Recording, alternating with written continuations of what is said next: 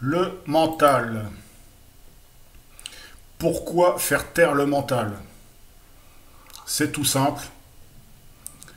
Si ton mental est actif, tu vis à l'extérieur de toi.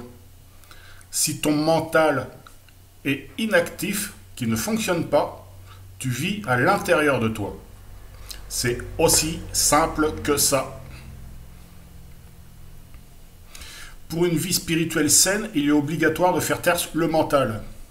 Certaines personnes pourront dire que ce n'est pas possible. Mais en pratique, au départ, il faut négocier avec le mental, car il ne veut pas disparaître. Il faut lui dire, mental, je demande à avoir des périodes de calme quand j'en ai besoin de toi, je t'appelle, ça marche pas mal, même si au départ c'est le mental qui agit contre le mental. Moi, j'ai commencé comme ça.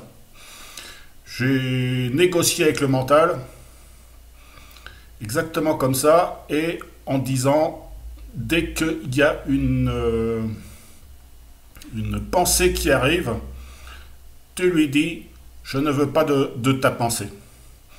Sauf que c'est quand même le mental qui agit contre le mental, mais dans les débuts, ça marche bien. Lors de méditation, si tu vois arriver une pensée, chasse-la. Ne dis pas je te chasse ou un truc du genre, car c'est encore le mental qui agit. Tu te forces simplement à ne penser à rien. Une pensée arrive, tu la balayes. C'est comme ça qu'il faut faire. Si tu chasses le mental régulièrement, tu arriveras à avoir des pauses mentales de plus en plus longues, jusqu'à devenir une habitude. Tu pourras alors avoir des pauses mentales de plusieurs heures, voire la journée entière. Quand j'ai commencé cette pratique, je me disais, mais si je fais taire le mental, je vais être comme un légume. Je pense, donc je suis. C'est tout ce que tout le monde dit ça. Je pense, donc je suis. Je pense, donc j'existe. Oui, en fait, non. En fait, c'est le contraire. Si tu ne penses pas, tu es toi-même. Tu es dans le un, tu es dans le tout. Mais ceux qui sont matérialistes vont te dire, je pense, donc je suis. Donc il faut penser, donc il faut faire fonctionner le mental. Enfin bon, après, chacun son point de vue. On peut arriver à faire ses courses alimentaires sans le mental, à parler sans le mental, à faire toutes sortes d'activités sans le mental. En fait, un autre système de pensée se met en place. En fait, tu penses avec ton surconscient. Vous arriverez à penser avec autre chose que le mental. Vous avez une autre sorte d'intelligence à la place.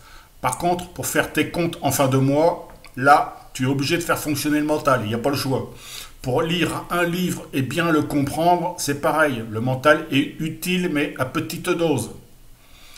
Un des problèmes principaux que vous êtes pour la plupart, et que vous êtes pour la plupart inclus dans la matière à un point difficilement imaginable. Ton mental te fait agir de telle sorte qu'il te maintient dans une sorte de système qui tourne sur lui-même, à n'en plus finir. La spirale de la matière et des incarnations. Ton mental s'auto-suggestionne. Tu t'identifies à ce mental, je pense, donc je suis. Et c'est ce qui te bloque. Ça te maintient dans un état de fonctionnement matériel. Et plus ton ego est présent, et plus c'est difficile de se défaire de cet état. Ton mental est une chose, ton être intérieur est autre chose. Il faut apprendre à faire taire le mental, car c'est l'ennemi de ton être intérieur. Si tu as un mental hyperactif, ton être intérieur existera difficilement. Les personnes que je reçois qui sont trop dans le mental vont essayer de comprendre avec le mental.